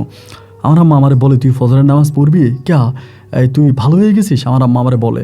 আমি বললাম, জানি না, আমি ফজরের নামাজ পড়বো। মা তখন আমার জামা কাপড় নামাই দেয়, নামাই দিলে পরে মা আমারে বলে, তুই গোসল কর। আমি বললাম, না আমি গোসল করবো না, আমি পবিত্র, আমি পবিত্র। এটা বলে আমি তখন কী করলাম, আমি ভালো কাপড় চোপড়গুলো পরি। তখন আজান হইতেছে, চারদিকে আজান হইতেছে। ভালো কাপড়গুলো পরলাম, পরার পরে আমি তখন মায়ের কাছ থেকে বিদায় নিয়ে মসজিদের দিকে রওনা দিলাম। বিশ্বাস করেন, আমি মসজিদে ঢুকছি এবং মসজিদে ঢুকার পরে চারদিক থেকে মানুষ মনে হয় আমাকে ঘিরে ধরতেছে, মানে সবাই তাকায় আছে আমার দিকে। কিরে, আমি ভালো হয়ে গেছি, আমি নামাজ পড়তে আসছি। এবং সবার সাথে আমি তখন সামনের কাতারে দাঁড়িয়ে ফজরের নামাজ সম্পূর্ণ করি। এবং ফজরের নামাজ সম্পূর্ণ হওয়ার পরে এবার সবাই আমার জিজ্ঞেস করতেছে, কী ব্যাপার আকাশ, তোমার শরীর ভালো, তোমার শরীর ঠিক আছে, তোমার কোনো সমস্যা নাই তো? আর আমি বলছি, না আমার কোনো সমস্যা নাই, আমার শরীর সম্পূর্ণ ঠিক আছে, আমি ভালো আছি। তা আমারে বলতেছে যে তুমি ভালো হয়ে গেছো, এরকম অনেকেই বলে। তা আমি কিছু বলি না, মানে আমি কি ভালো হয়েছি না কি হয়েছি আমি তো বুঝি না, বাট আমার কাছে মনে হয় যে আমার আগের মতো আগের এই সমস্যাগুলো আর নাই। পরে ফজরের নামাজ শেষ হলো, বাড়িতে আসছি। বাড়িতে আসার পর আমাদের বাড়িতে তখন কিন্তু প্রচুর মানুষ। আর আমার বিয়েটা কিন্তু তখনই ভেঙে গেছে, ওই মেয়ের অন্য কোথাও বিয়ে হয়ে গেছে, আমি আর বিয়ে শাদী করি না। এবং ওই যে ছিল আপনার রাশেদা, ওই মেয়ে কিন্তু এখনও বিয়ে বসে নাই, ওর কোথাও বিয়েও হয় নাই, বিয়েও বসে নাই, ওর মতো করে ও আছে। পরে বাড়িতে আসছি, বাড়িতে আসার পর আমার আম্মা তখন আমার নাস্তা দিল, আমি নাস্তা করলাম। আমার মনে হয় বহু বছর পরে আমি তখন খাবার খাইলাম। এই কয়েকটা বছর আমি ধরেন আপনার যারা চিনি কচুরি পানা যেরকম হয় এইটা, তারপরে পানি, এরপরে বিভিন্ন ধরনের কাদামাটি, এগুলো আমি খাইতাম, যেগুলো আসলে মূলত মাছের খাবার ছিল, যেগুলো শিং মাছে খাইতো, এই ধরনের খাবার খাইতাম। এবং মানে আমাকে চিনা যাইতো না, আমার চেহারা এত খারাপ হয়ে গেছিলো। পরে মা আমাকে খাবার দিল, আমি খাবার খেলাম। খাবারটা খাওয়ার পরে আমার বমি শুরু হয়েছে, এবং বমির সাথে বিশ্বাস করবেন না, ভিতর থেকে চুল, তারপরে নখ, এরপরে বিভিন্ন ধরনের মানে শিং মাছের অনেক কিছু হয় না, যে শিং মাছের যে কাঁটা হয়, কাঁটা, ওইটা তখন আমার মানে বমির সাথে বের হইতে আছে। আমি অখ করে বমি করতেছি এবং বমির সাথে জিনিসগুলো বের হইতে আছে, পেট থেকে বের হইতে আছে। এবং এরই মাঝে আমার আব্বুর কাছেও খবর চলে গেছে। আমার আব্বু তখন আমাদের এলাকারই একটা মসজিদ ইমামতি করতো, তখন আব্বু আর ঢাকা ইমামতি করে না, মানে ঢাকায় চাকরি ছেড়ে দেয়, আমাদের এলাকার একটা মসজিদ ইমামতি করে। আমার আব্বা তখন সকালবেলা বাড়িতে আসে, এসে আমার আব্বা দোয়া দরুদ পর আমাকে ফু দেয়। আলহামদুলিল্লাহ আমি তখন সুস্থ হয়ে যাই, মানে আমি ভালো হয়ে যাই। এবং ভালো হয়ে যাওয়ার পরে মানে আমার আম্মু তখন করে আমাকে ডিরেক্টলি আমার নানু বাড়িতে পাঠিয়ে দেয়, মানে এখানে আর রাখে না। আমার নানু বাড়ি ছিল রংপুরের ওই দিকে, মানে রংপুরে আমাকে পাঠিয়ে দেয়, যেহেতু রংপুরে চলে যা, এখানে আর থাকিস না, থাকলে হয়তো আমাকে আবারও তাবিজ প্রমাণ করতে পারে। ভয় আমার মা তখন আমাকে রংপুরে পাঠিয়ে দেয়, আমি তখন রংপুরে চলে যাই। এবং রংপুরে যাওয়ার পরে ওইখানে থাকতেছি, বাট আমার মনের ভিতরে বারবার এই প্রশ্নটা জাগতেছে, এইটা কোন মেয়ে, এই কোন মেয়ে যার নাম ছিল কায়া, যে আমাকে এইভাবে বাঁচাইলো, আমার আইনা পানি দিল, ওই পানিটা শরীরে লাগানোর পরে বা ওই পানিটা দেওয়ার পরে আমার পুরোটা শরীর মনে একেবারে পবিত্র হয়ে গেছে, আমি ভালো হয়ে গেছি, আমি সুস্থ হয়ে গেছি, এরকমটা আমার কাছে মনে হচ্ছে। আবার এই ঘটনার কিছুদিন পরে, মানে আমি সুস্থ হওয়ার কিছুদিন পরেই এই মুসা কবিরাজ মারা যায়। মানে রাতের বেলায় তিনি হঠাৎ করে মারা যায়। এখন অনেকেই বলে স্ট্রোক করে মারা গেছে, কীভাবে মারা গেছে যায় না, মুসা কবিরাজ মারা যায় মানে আমি ভালো হওয়ার কিছুদিন পরেই। এবার নানু বাড়িতে আসার পরে মানে আমার কাছে কেন জানি মনে হলো যে নারীটা বা যে মেয়েটা আমার কাছে আসছে বা আমাকে পানি পড়া দিয়েছে, এটা কোনো মানে স্বাভাবিক কোনো মেয়ে না, এটা কোনো অস্বাভাবিক মেয়ে হবে। কী করি আমি এরপরে মানে প্রতি রাতে তাহাজ্জুদে নামাজ পড়ি, নানু বাড়িতে আসি, তাহাজ্জুদে নামাজ পড়ে তার জন্য কান্নাকাটি করি যে এইটাকে তাকে এক নজর দেখার জন্য। এরকমভাবে বেশ কয়েকটা দিন আমি তাহাজ্জুদে নামাজ পড়ে এই নামাজের ফরিয়তে মেয়েটাকে দেখতে চাই বা ওর সাথে কথা বলতে চাই। এমন করতে করতেই একদিন সর্বপ্রথম আমি এটাকে রাতের বেলায় স্বপ্ন দেখি। দেখার পরে মেয়েটা স্বপ্নে আমার কাছে আসে, এসে আমাকে বলে যে আপনি আমাকে ডাকবেন না, আমি আপনার ডাকে সাড়া দিতে পারবো না, আপনার যতটুকু উপকার করার আমি করে দিয়েছি, আপনি ভালো থাকেন, আপনি নামাজ পড়ে আমাকে ডাকেন, এটা আমার জন্য কষ্ট হয়, আপনার আমাকে ডাকবেন না, আমি আপনার কাছে আসতে চাই না। আমি স্বপ্নেই তারে বলতেছি যে না, আমি তোমাকে একটু দেখতে চাই, আমি তোমাকে একটু সরাসরি দেখতে চাই, আমি যদি তোমার কোনো উপকার করে থাকি তাহলে আমি বিশ্বাস করব যে তুমি আমার সামনে আসবা। এরকম করে আমি তার সাথে কথাবার্তা বলি এবং কথাবার্তা বলার পরে সেদিনটা তো আমাকে বলা, আচ্ছা ঠিক আছে আমি আসবো, তবে এখন না, আমি এখন অনেক দূরে আছি, আমার সময় হলে আমি আসবো। আমি আবারও তাহাজ্জুদে নামাজ পড়ি, মুনাজাত দিয়ে আল্লাহর কাছে কান্নাকাটি করি, আল্লাহ মেয়েটাকে যদি আরেকটা আবার দেখতে পাই, আবার যদি তার নজর তার দিকে আমার দৃষ্টি যায়, সে আমার সামনে আসে, এইগুলো বলে আমি প্রতিনিয়ত আবারও মানে কান্নাকাটি করতাম বা নামাজ পড়তাম। এবং এইভাবে আরও কয়েকটা দিন কেটে যাওয়ার পরে একদিন হঠাৎ করে মাগরিবের নামাজের পরে, মানে আমি মাগরিবের নামাজ পড়ছি, পরে আমি বাড়ির পথে হাঁটতেছি, মানে বাড়ির দিকে চাইতেছি একদম দিনের বেলা, মানে আপনার সন্ধ্যাবেলা মাগরিবের নামাজ পড়ার পরে তো মোটামুটি আলো থাকে, আলোর মধ্যে নানু বাড়ির দিকে আসতেছি। তো আমার নানু বাড়িতে আসতে লাগে পুকুর পার হয়ে আসতে লাগে, মানে পুকুর পাড়টা দিয়ে উঠা পুকুর পাড়টা ঘুরে এদিক দিয়ে নামা লাগে। এখন পুকুর পাড়টায় আমি ঘুরতেছি, বাট আমার রাস্তা শেষ হয় না। মানে এরকম মাগরিবের পরে পুকুর পাড়টা ঘুরতেছি, আমার মনে হয় আমি 1 ঘন্টার মতো হাঁটছি, বাট আমার রাস্তা শেষ হয় না, মানে রাস্তাটাই শেষ হচ্ছে না। এবং ঘন্টাখানিক পরে হঠাৎ করে আমি দেখলাম যে ওই মেয়েটাই একটা গাছের নিচে বসে আছে, মানে যে কায়ের কথা আমি বললাম গাছের নিচে বসে আছে। এবং খুবই সুন্দর, মানে এত সুন্দর মেয়ে আমি আমার জীবনেও দেখি নাই। খুবই সুন্দর চেহারার একটা মেয়ে গাছের নিচে বসে আছে। পরে ওরে দেখে আমি তখন দৌড়ে ওর কাছে গেলাম, বাট এতক্ষণ পর্যন্ত হাঁটতে দিন আর পা ব্যথা হয়ে গেছে, মানে আমার 2 পা কিন্তু খুব ব্যথা করতেছে যে আমি মানে এতক্ষণ পর্যন্ত হাঁটলাম, কই আসলাম, মানে কোনো কিছুই বুঝি না। শুধু বুঝতে পারি যে আমি একটা জায়গার মধ্যে এসে তখন দাঁড়াইছি। পরে এখানে এসে দাঁড়ানোর পরে আমি ওর তো দেখে ওর কাছে আসছি, আসে আমি বলতেছি আপনার নাম কি কায়া? পরে আমার বলতেছে হ্যাঁ। তাই আমি বললাম যে এটা কোথায়, মানে আমি কিন্তু জানি না আমি কোথায় চলে আসছি হাঁটতে হাঁটতে, শুধু একটা গাছের নিচে মেয়েটা বসে আছে একটা জঙ্গলের মতো ওরকম একটা জায়গা। পরে বলে এটা আপনাদের এলাকা থেকে অনেক দূরে, আমারে বলে। আমি বললাম যে আচ্ছা, মানে আপনি ওই দিন আমার গায়ে পানি ঢেলে দিলেন এবং আপনি ওই পানি কই পাইলেন, আর আপনি কি? তুই সর্বপ্রথম আমি এই মেয়েটার মুখে জানতে পারি ও আমাকে বলে আমি একটা পরী, এরকম করে বলে আমি একটা পড়ি। তো আমি যে কথাগুলো বলতেছি এগুলো কিন্তু কোনো স্বপ্নে না, বা আমি কোনো স্বপ্নের কথা বলতেছি না, আমি এটা একদম সরাসরি আমি একদম আমার চোখের সামনে যা ঘটেছে বা চোখের সামনে যেটা আমি দেখেছি আমি সেটাই বলতেছি। আমার সামনে মানে আমার পাশে বসেই ও তখন এই কথাগুলো বলতেছে। পরে আমি বললাম পড়ি? বলে হ্যাঁ। বলে আমি একটা পড়ি এবং আমি ভালো কাজ করতাম, মানুষের উপকার করতাম, মানুষকে খারাপ পথ থেকে ফিরে আনতাম, ভালো কাজ করতাম। এবং এই ভালো কাজগুলো করার কারণে ওই খারাপ মুসা কবিরাজ আমাকে বোতলে বন্দি করে আমাকে হত্যার উদ্দেশ্যে আমাকে নিয়ে যায়। এবং আল্লাহর কি হুকুম সে মাঝপথে তুমি আমাকে বাঁচাও এবং তুমি আমাকে বাঁচিয়ে সেখান থেকে আমাকে রক্ষা করো। এবং রক্ষা করাতে আমি একটা নতুন জীবন পাই। এবং আমি আমার নতুন জীবন পাওয়াতে আমি দেখলাম যে ওই মুসা কবিরাজ শুধু আমাকে না, তোমাকেও মৃত্যুর কাছে দিয়ে দিয়েছে, বা তুমিও মারা যাবা, তোমারও এমন একটা পরিস্থিতি। তো আমি আমার মতো করে যতটুকু পেরেছি ততটুকু দিয়ে তোমাকে সুস্থ করেছি এবং আমি নিজের হাতে ওই মুসা কবিরাজকে শাস্তি দিয়েছি। তো আমি বললাম মুসা কবিরাজ তো মারা গেছে? বলে হ্যাঁ মারা গেছে। তাই আমি বললাম তো কায়া মানে তুমি থাকো কোথায়? আমাকে বলে আমি যেখানেই থাকি আমার থাকার কোনো ঠিকানা নাই, এক এক সময় এক এক জায়গায় থাকি। তা তুমি আমাকে বলো যে তুমি আমাকে কেন দেখতে চাইতেছিলা, বা কেন তুমি বেশ কয়েকটা দিন ধরে তাহাজ্জুদের নামাজ পড়ে বিভিন্ন নামাজে কান্নাকাটি করো, আমাকে দেখতে চাও, মানে আমাকে দেখার জন্য তুমি এতটা মরিয়া কেন হয়ে উঠলা, বা তুমি আমাকে কেন দেখতে চাও, মানে কারণটা কি আমাকে বলো। এরকম করেও আমাকে বলতেছে। আমি বললাম কায়া তুমি আমাকে একটা নতুন জীবন দিয়েছো, তোমার কারণে আমি একটা নতুন জীবন পাইছি। আমি তো মরেই গেছিলাম, আমি তো সম্পূর্ণ মরেই গেছিলাম, কিন্তু মৃত্যুর কোল থেকে আমি ফিরে আসছি। এবং মৃত্যুর কোল থেকে ফিরে আসার জন্যই আমি তোমাকে দেখতে চাইছিলাম, তোমার সাথে কথা বলতে চাইছি, অতটুকু আর কিছুই না। পরে আমাকে বলে এবার তো আমাকে দেখছো, তাহলে এবার যাও। আমি বললাম না, আমি তোমার সাথে আরও কিছুটা সময় বসবো, এমন করে বলতেছি।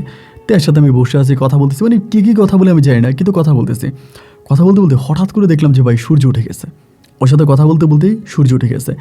এবং যখন সূর্য উঠে গেছে আমি বললাম যে কায়া সূর্য তো উঠে গেছে। আমাকে বলে হ্যাঁ সকাল হয়ে গেছে। আমি বললাম তাহলে আমি আমার বাড়ি যাব কেমন করে? মানে ও কিন্তু আমার সাথে অনেকক্ষণ কথা বলে সারা রাতে, কোন বিষয় নিয়ে কথা বলি ওইটা জানি না, কিন্তু শুধু কথাই বলে গেছি, মানে কথা বলতে বলতেই সকাল হয়ে গেছে। পরে আমারে বলে তুমি এখানেই বসে থাকো এবং এখানেই বসে থাকো, তুমি যেতে পারবা, আমারে বলতেছে। আমি বললাম যে এখানেই বসে থাকবো, যেতে পারবো মানে কীভাবে যাব? আমাকে বলে তুমি এখানে বসে থাকো এবং কিছুক্ষণ পরে দেখবা একটা গরু, মানে কালো আকৃতির একটা গরু আসবে এই পাশ থেকে, মানে এই রাস্তা দিয়া তুমি গরুটার পিছনে পিছনে হাঁটতে থাকবা, হাঁটতে হাঁটতে তুমি তোমার বাড়ি পেয়ে যাবা, আমারে বলে। তাই আমি বলি তুমি কই যাবো? আমাকে বলে আমার সময় শেষ, আমি চলে যাচ্ছি, আমি পরে তোমার সাথে আবার দেখা করব, এটা বলে তখন চলে যায়। এবং অনেকক্ষণ ধরে বসে থাকার পরে আমি দেখলাম আমার পাশে সামনেই একটা কালো গরু হাঁটে যাইতেছে, মানে কোত্থেকে আসছে, গরুর মধ্যে কোনো গলার মধ্যে কোনো রশি নেই, কিছু নেই। আমি তখন এই সকালবেলা এই ভোরে ভোরে কালো গরুর পিছনে দৌড়াইতে এবং একটা পর্যায়ে দৌড়তে আমি দেখলাম যে আমি আমার নানুর মাঠে চলে আসছি, মানে আমার নানার বাড়ির যে ফসলি মাঠ আছে মাঠের দিকে চলে আসছি। আসার পরে হঠাৎ করে আমি আর গরুটাকে দেখতে পাচ্ছি না, মানে এই গরুটাকে আমি আর দেখি না যে গরুটা কোন দিকে চলে গেছে। এবার আমি হাঁটতে হাঁটতে ঘরে গেছি। এই ঘরে যাওয়ার পর তো আমার নানা নানি যারা আছে সবাই চিল্লেতে মানে কান্নাকাটি শুরু করছে যে আমি সারা রাত কই ছিলাম, কোথায় ছিলাম, কোত্থেকে আসছি, মানে ওরা খুব কান্নাকাটি করতেছে। তা আমি ওদেরকে আর কোনো কিছুই বলি না এবং এই বিষয়গুলো আমি আর কারোই জানি না। আবার কারা কিন্তু আমাকে মানা করে দিচ্ছে কাউকে বলার জন্য, এই জন্য আমি আর বলি না। এবং না বলার পরে এবং এরপর থেকে প্রতি রাতে ও আসতো, আমার কাছে আসতো, আমার ঘরে আসতো, আমার সাথে বসতো, আমার সাথে কথাবার্তা বলতো এবং মাঝে মাঝে আমাকে ঘর থেকে ডেকে নিয়ে যেত এবং আমি ওর সাথে বাইরে যাইতাম এবং আমাকে খুবই সুন্দর সুন্দর চমৎকার সব জায়গাগুলোর মধ্যে নিয়ে যেত, আমি ওর সাথে যাইতাম, বিভিন্ন জায়গায় যাইতাম।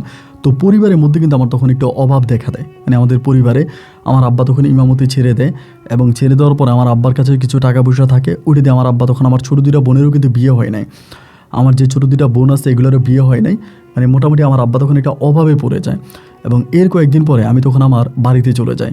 আবার এরই মাঝে কিন্তু আবার ওই যে রাশেদা মেয়েটার বিয়ে হয়ে যায়, রাশেদার বিয়ে হয়ে যাওয়ার পরে আমি তখন বাড়িতে যাই। তো বাড়িতে গেলে পরে তখন আমার আব্বা যে মসজিদে ইমামতি করতো, আমার আব্বা তখন ওই মসজিদের মুয়াজ্জিনের চাকরি আমাকে দেয়, মানে মসজিদের মুয়াজ্জিনের চাকরি। তো আমি তখন মুয়াজ্জিনের চাকরি করি এবং মুয়াজ্জিনের চাকরি করে যে টাকা বেতন পাই ওই টাকা দিয়ে আসলে আমি আমার পরিবার চালাইতে পারি না। আপনারা তো জানেন ইমাম মুয়াজ্জিনের বেতন যে বাংলাদেশে কতটা নিচে, এটা আপনারা অনেকেই জানেন, মানে অনেক টাকা, মানে অনেক কম টাকা বেতন পাইতাম। পরে আব্বা আম্মাকে দিতাম, পরিবারকে দিতাম, ঘরে দুইটা যুবতী বোন আছে, মানে আমার আসলে আর কোনো কিছুই থাকতো না, নিজে চলার মতো কোনো টাকা পয়সা আমার কাছে আর থাকতো না, খুব অভাব অনটনে আমার দিনগুলো কাটতে থাকে। তো এরপরেও কিন্তু আমি কায়ারে কোনো কিছুই বলতাম না যে কায়া আমার টাকা লাগবে, আমার এই লাগবে, আমার ওই লাগবে, এগুলো আমি বলতাম না। একদিন হলো কি, রাতের বেলা আমি শুয়ে আছি এবং শুয়ে থাকার পরে কায়া আমার জন্য অনেকগুলো মিষ্টি নিয়ে আসছে। হঠাৎ করে কী একটা কারণে জানি মিষ্টিগুলো আনছে, আইনা আমার এসে মধ্যে মিষ্টিগুলো খাও। তো আমি রাতে মিষ্টিগুলো খাইছি, খাওয়ার পরে কিছু মিষ্টি রয়ে গেছে, মানে কিছু মিষ্টি আছে আমার। তখন সকালবেলা আমি উঠে গেছি, মানে ফজর নামাজ পড়াবো, মসজিদে যাব, মিষ্টিগুলো ওইখানে রয়ে গেছে। তো নামাজ কালাম পড়ে বাড়িতে আসছে, আসার পরে দেখলাম আমার মা আর বোনেরা মিয়া মিষ্টিগুলো খাইতেছে ঘরের মধ্যে। পরে আমার আম্মা আমার বলে যে মিষ্টিগুলো কোত্থেকে আনলি, মিষ্টিগুলো তো অনেক স্বাদ, অনেক স্বাদ। আমার আম্মা আমারে বলতেছে, আমি বললাম যে যেখান থেকে আনছি তুমি খাইছো, সমস্যা নাই, খাইছো তো? আমার আম্মা বলে হ্যাঁ খাইছি। এরপরে এভাবে কয়েকদিন কাটতে কাটতে যে মসজিদে আমি চাকরি করতাম ওই মসজিদের ইমাম সাহেব কিছুটা বিষয় ধারণা করে ফেলে, মানে যে মসজিদে ইমামতি মানে মুয়াজ্জিনে চাকরি করি ওই মসজিদের ইমাম সাহেব কিছুটা বিষয় ধারণা করে যে আমার সাথে কোনো একটা জিনিস আছে এবং এই জিনিসটা আমার কাছে মাঝে মাঝে আসে, আমাকে এটা ওইটা খাইতে দেয়, এটার সাথে আমার একটা ভালো সম্পর্ক আছে, এইটা উনি বুঝে যায়। এবং বুঝে যাওয়ার পরে ইনি তখন এই বিষয়টা আমার আব্বাকে বলে যে আপনার ছেলের সাথে এরকম একটা খারাপ জিনিস আছে, এইটা আপনার ছেলের কাছে মাঝে মাঝে আসে, আপনার ছেলের সাথে বসে কথাবার্তা বলে এবং এই জিনিসটা আপনার সাথে আছে। এটা আমার আব্বা তখন করে কি, আমার আব্বাকে বলে এই ইমাম, যেহেতু ওনার সাথে আমার আব্বার একটা ভালো সম্পর্ক। এবার বাড়িতে যাওয়ার পর আম্মা আমাকে ধরছে যে তুই আমারে বল তোর সাথে কি আছে বা কী আছে তোর সাথে, তুই আমারে বল এইটা ওইটা, মানে খুবভাবে আম্মা আমাকে তখন ধরে। তো আমি আসলে বলতে চাই না, আমার ও যেহেতু আমাকে মানা করছে ওর বিষয়টা বলার জন্য কারো কাছে, তা আমি আসলে ওভাবে বলি না। বাট আম্মার ধরার পরে আমি একটা পর্যায়ে আম্মাকে বলে দিলাম যে আম্মা হ্যাঁ এরকম এরকম। তখন পুরো ঘটনাটা, মানে আমার ওর সাথে আমার যে ঘটনাগুলো ঘটছে, যেখান থেকে শুরু থেকে শেষ পর্যন্ত যা ঘটছে, আমি সব কিছু আমার মায়ের কাছে জানাইলাম যে মা দেখো এমন এমন এমন এমন ঘটনা, মানে সম্পূর্ণ কিছু আম্মাকে বললাম। এবং সব কথাগুলো আম্মা শোনার পরে আম্মা আমার মুখের দিকে অদ্ভুতভাবে তাকিয়ে আছে, তাকিয়ে থেকে আমাকে বলে তুই এগুলো কী বলিস, মানে এগুলো তুই কী ধরনের কথা বলিস? আমি বললাম হ্যাঁ মা, আমি তোমার যেটা বলতেছি এটা আমি ঠিকই বলতেছি, আমার সাথে এগুলো ঘটছে বা আমার সাথে এইটা হয়েছে। আমার আম্মা তখন আমারে বলে, আমার কাছে তো অবাক লাগে, এটা কিভাবে সম্ভব? তা আমার আম্মা বলে আচ্ছা এটা না তোরে বললো যে এইটা মানুষের উপকার করে, মানুষের ক্ষতি করে না, মানুষের উপকার করে, তাই এটার মাধ্যমে তুই কবিরাজি কর, কারণ কবিরাজি করলে তুই অনেক টাকা ইনকাম করতে পারবি। আমার আম্মা আমারে বলে। তাই আমি বললাম মা ও কিন্তু আমাকে বেশ কয়েকবার বলছিল ও আমাকে উপকার করবে, আমার দ্বারা মানুষের উপকার করতে চায়, বাট আমি এটাতে রাজি হই নাই। আমার আম্মা তখন আমাকে বলে তুই রাজি হলি না কেন? রাজি কেন হলি না? তুই অবশ্যই রাজি হবি, তুই তারে বলবি যে তুই তার মাধ্যমে মানুষের উপকার করতে চাস, এটা বলবি।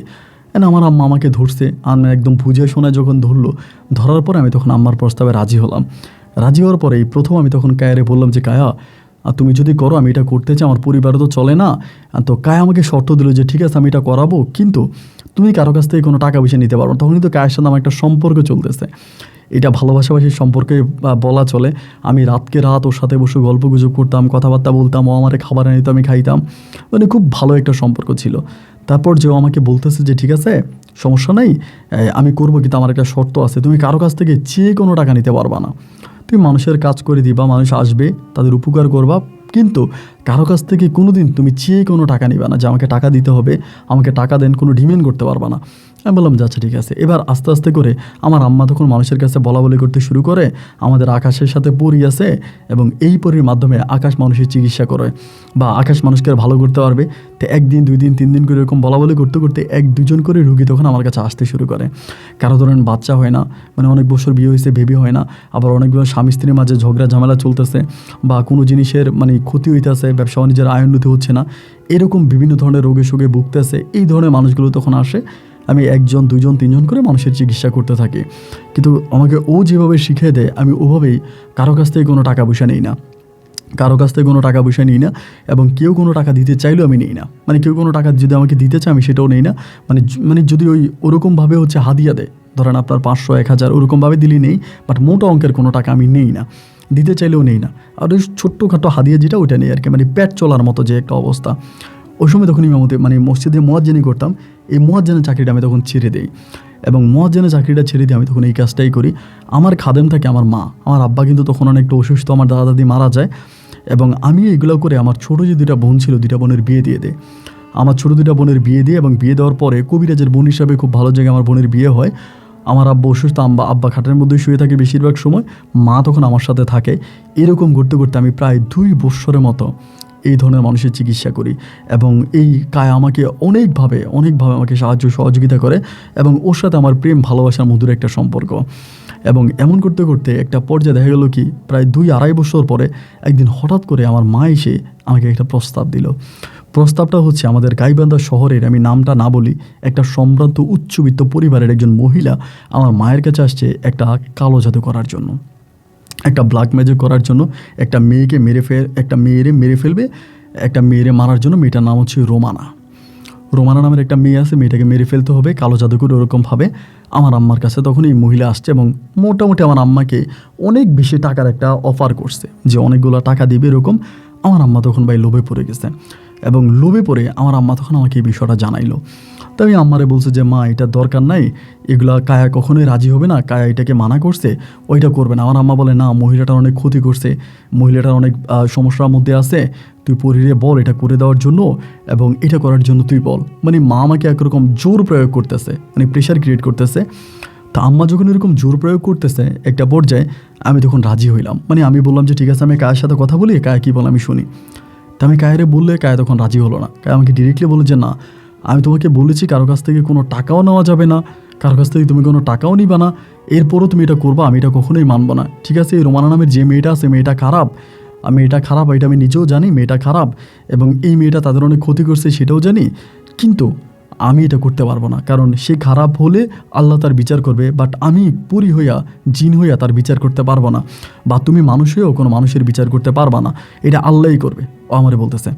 আর এদিক দিয়ে ওই মহিলা আমার আম্মাকে ফোন দিয়া বারবার জ্বালাইতে আছে যে আমার আম্মাকে বলো আপনাকে এত টাকা দিব, অত টাকা দিব, আপনাকে এই দিব ওই দিব, মানে বিভিন্ন টাকার প্রস্তাবগুলো আমার আম্মাকে দিতে থাকে।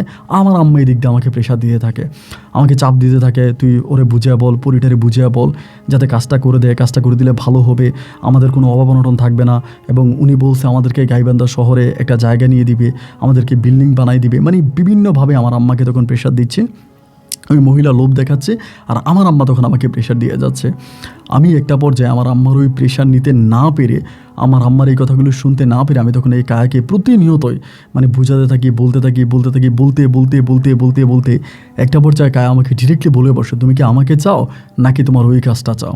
মানে আমার আম্মা বলছে আমার পরি যদি আমার কাছ থেকে চলেও যাও তাতেও কোনো সমস্যা নাই, কিন্তু আমি যদি এই কাজটা করে দিতে পারি তাহলে আমি অনেক টাকার মালিক হয়ে যাব, অনেক টাকার মালিক হয়ে যাবে। এই কথা বলার পরে এক রাতের মধ্যে আমি তখন এই মানে সর্বোপরি কায়া তখন রাজি হয়, এবং শুধু আমার মানে আমি যে তাকে বিরক্ত করতাম, জ্বালাইতাম, ওই বিরক্ত দেশে তখন রাজি হয়, এবং রাজি হওয়ার পরে সে আমার কয়েকটা শর্ত দেয়। শর্তের কথাগুলো এখন বলা যাবে না, যেহেতু এটা আইনি একটা সমস্যা আছে। এই শর্ত আমি তখন মেনে নিই, এবং মেনে নেওয়ার পরে এক রাতের মধ্যে আমি তখন এই মেয়ের ছবি নিয়ে আমি তখন সেখানে বসি, মানে ছবিটা নিয়ে আমি তখন বসি, এবং ছবিটা নিয়ে বসার পরে সেই ছবিটার মাধ্যমে আমি তখন কাজ করতে শুরু করি, এবং এক রাতের মধ্যেই এই মেয়ের অবস্থা খুবই খারাপ হয়ে যায়, তার নাকে মুখে রক্ত বেরিয়ে যায়, এবং রক্ত বেরিয়ে যাওয়ার পরে সে রাতেই তাকে হচ্ছে গাইবান্ধা মেডিকেলে ভর্তি করে, এবং সেখান থেকে তাকে ঢাকায় রেফার করে, এবং ঢাকায় নিয়ে যাওয়ার পরে এই মেয়েটা ঢাকা হসপিটালে 3 দিন থাকা অবস্থায় মারা যায়। 3 দিন ঢাকা হসপিটালে থাকে, এবং সেখান থেকে মারা যায়, এবং মারা যাওয়ার পরে এই মেয়েটা মারা যাওয়ার পরে যেদিন মারা যায় তার পরের দিনে আমার নামে মামলা হয়ে যায়। মানে যে মহিলা আমার আম্মাকে দিয়ে এই কাজটা করাইছে ওই মহিলাই মানে ওই মহিলাকেই পুলিশ ধরে নিয়ে যায়। তার বাপ মা বলে যে কীরকম করছে, মহিলা তখন আমার আম্মার কথা বলে, আমার আম্মার কথা বলে সেখান থেকে থানার মাধ্যমে আমার নামে তখন মামলা হয়। মামলা হলে পরে আমি তখন এই আমার মানে বৈঠক টৈঠক সব কিছু ছেড়ে আমি তখন এখান থেকে চলে যাই। মানে আমি তখন আত্মগোপনে চলে যাই এবং আত্মগোপনে চলে যাওয়ার পরে আমি তখন পুরীর সাথে কথাবার্তা বলি যে কায়া এটা কী হইলো। কায়া তখন আমাকে বারবার বলে আমি তোমাকে মানা করছিলাম, আমি তোমাকে বারবার নিষেধ করেছিলাম কিন্তু তুমি আমার কোনো নিষেধ মানো নাই, তুমি আমার কোনো কথা শোনো নাই, তুমি আমার কথাকে অমান্য করে তুমি তোমার মতো করে তোমার যুক্তিতে কাজ করছো, এটা তুমি ভালো করে নাই। তো 3 মাস পর্যন্ত আমি এইভাবে মানে লুকিয়ে অবস্থায় ছিলাম। 3 মাস পরে আমার খালার বাড়ি থেকে তখন আমাকে পুলিশ ধরে ফেলে। খালার বাড়ি থেকে পুলিশ আমাকে ধরে এবং ধরার পরে সেখান থেকে পুলিশ আমাকে তখন ধরে নিয়ে যায় এবং পুলিশ আমাকে ধরে নিয়ে যাওয়ার পরে আমি প্রায় 6 বৎসরের মতো জেল খাটি এবং এই 6 বছর আমার কায়ার সাথে কোনো যোগাযোগ হয়নি, কোনো কথাবার্তা হয়নি এবং কায়ার মাধ্যমে আমার আর কোনো কিছু হয়নি এবং 6 বছর আমি সম্পূর্ণ জেলে থাকি এবং 6 বছর পরে আমি জেল থেকে বের হয়ে আসি। আমার পরিবার আমাকে বের করে এবং ওই মহিলা আমার মাকে ধোকা দেয়, ওই মহিলা আমার আম্মাকে ধোকা দেয়। এই যে বলেছে আমার আম্মাকে জমি দিবে, টাকা দিবে, এটা দিবে, ওইটা দিবে, আসলে মূলত আমার আম্মাকে মহিলা কোনো কিছুই দেয় না। এই মহিলা আমার আম্মুর সাথে চিট করে এবং আমি তখন 6 বছর পরে জেল থেকে আমাকে ছুটে আনে এবং এতে ছুটে আনার পরে আমার অবস্থা তখন খুব খারাপ হয়ে যায়। আমাকে অনেক দিন ধরে পর্যন্ত রিমান্ডে রাখে, আমাকে রিমান্ডে অনেক টর্চার করে। কিন্তু সত্যি কথা বলতে গেলে কায়া একটাবারের জন্য জেলখানা আমার সাথে দেখা করেনি বা ওর সাথে আমার কোনো কথা হয়নি। 6 বছর পরে বের হওয়ার পরে আমি প্রতিনিয়তই ওর জন্য কান্না করতাম, আবার সে তাহাজ্জুদের নামাজ পড়তাম, কান্নাকাটি করতাম একবার দেখা করার জন্য। মানে আমি যে অন্যায় করেছি, আমি অপরাধ করেছি এইটা আমি জানি, আমি অন্যায় করছি, আমি অপরাধ করছি এটা আমি জানি এবং সেই অন্যায় অপরাধের জন্য আমি বারবার ওর কাছে ক্ষমা চাই যে তুমি আসো না, ও আসেই না। এবার আমি আমার নানুর বাড়িতে চলে যাই রংপুরের ওইদিকে পীরগঞ্জের ওইদিকে যাই এবং সেখানে গিয়েই আমি ওর জন্য কান্নাকাটি করি। মানে প্রায় দীর্ঘ 3টা মাসের মতো আমি প্রতিটা দিন তাহাজ্জুদ পড়তাম, নামাজ পড়তাম, কান্নাকাটি করতাম এবং একটা পর্যায়ে আমি ওকে এতটাই ভালোবেসে ফেলি, মানে ওকে আমি এত ভালোবাসি যে আমি ওকে ছাড়া কোনো কিছুই বুঝি না, ওকে ছাড়া আমার কোনো কিছুই ভালো লাগে না। মানে আমার কথা হচ্ছে ও আমার জীবনে আসেই লাগবে, মানে ওকে না পাইলে আমি মরে যাব।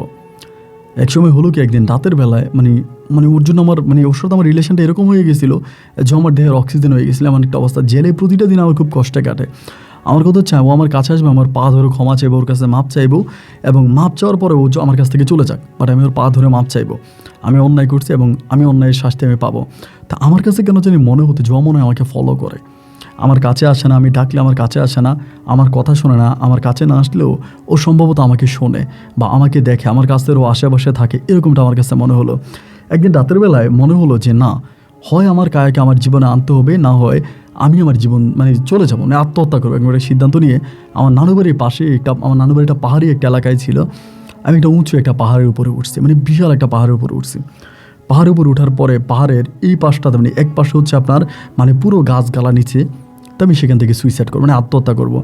আমি যখন পাহাড়ের উপর উঠি তখন আমার প্ল্যানিং হচ্ছে আমি এখান থেকে লাফ দিব এবং লাফ দিলে যদি কায়া সত্যি আমাকে দেখে থাকে, ও যদি সত্যি আমার আশেপাশে থাকে তাহলে আমাকে রক্ষা করবে, আর যদিও আমাকে রক্ষা না করে তাহলে আমি মারা যাব। বাট এই জীবন নিয়ে আমি আর থাকতে চাই না।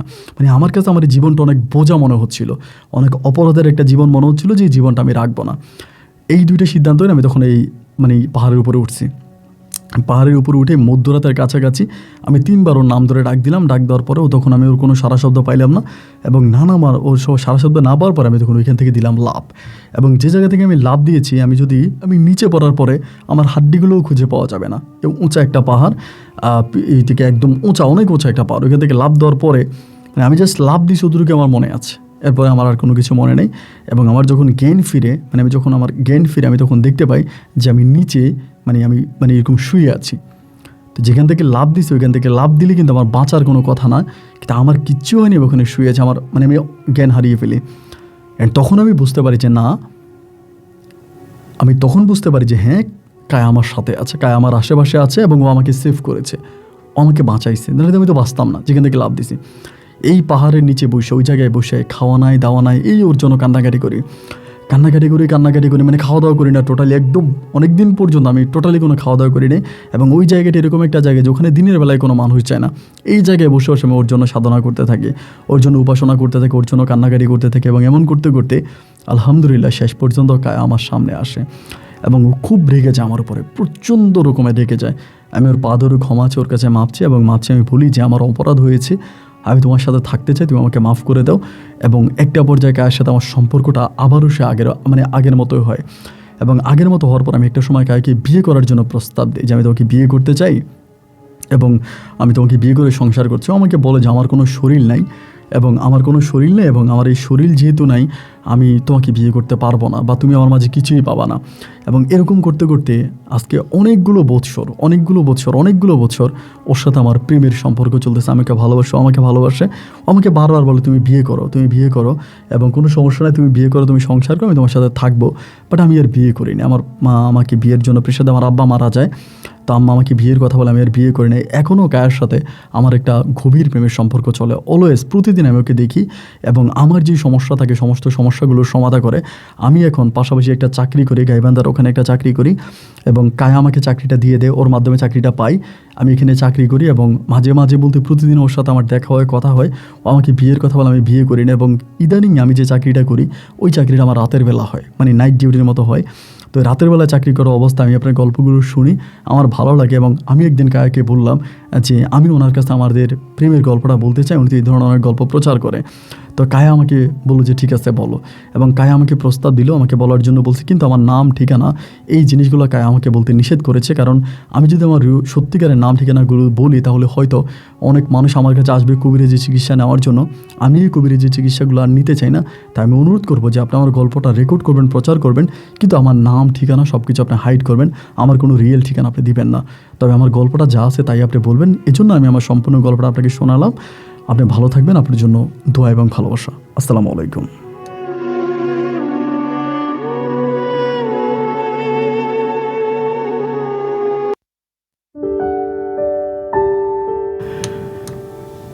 সম্মানিত বন্ধুগণ, সবাইকে অনেক বেশি ধন্যবাদ এই পর্যন্ত আমার সাথে থেকে গাইবান্ধার ছেলে আকাশের জীবনের এই বাস্তব গল্পটা শোনার জন্য। বন্ধুরা, এই গল্পটা সত্যিই চমৎকার রকম সুন্দর একটা গল্প ছিল। আমি আজ বহুদিন পরে রেকর্ড করতে বসেছি, এই জন্য হয়তো আমার ভয়েস টোনিং বা হয়তো রেকর্ডটা ঠিকমতো হয়নি বা অনেক কথা হয়তো আপনারা বুঝতে পারেননি। যে সেটা না বুঝে থাকলে কমেন্ট করবেন, আমি চেষ্টা করবো উত্তর দেওয়ার জন্য। এবং আজ এটা আবারও পুনরায় বলতে হয় যে মন থেকে চাইলে সৃষ্টিকর্তার কাছে সব কিছুই পাওয়া যায়। এই গল্পটাই তার জ্বলন্ত প্রমাণ। পাহাড়ের চূড়ায় বসে চোখের পানি ঝরিয়ে আল্লাহর কাছে কায়াকে চেয়েছে এবং আল্লাহ সে কায়াকে ওনার কাছে এনে দিয়েছে। খুব ভালো লাগলো এবং গল্প আপনার কাছে কেমন লেগেছে সেটা আপনি কমেন্ট বক্সে লিখবেন। আর যেখানে বিদায়, ইনশাল্লাহ দেখা হবে অন্যদিন অন্য কারো বাস্তব জীবনের গল্প নিয়ে। আল্লাহ হাফিজ এন্ড আসসালামু আলাইকুম।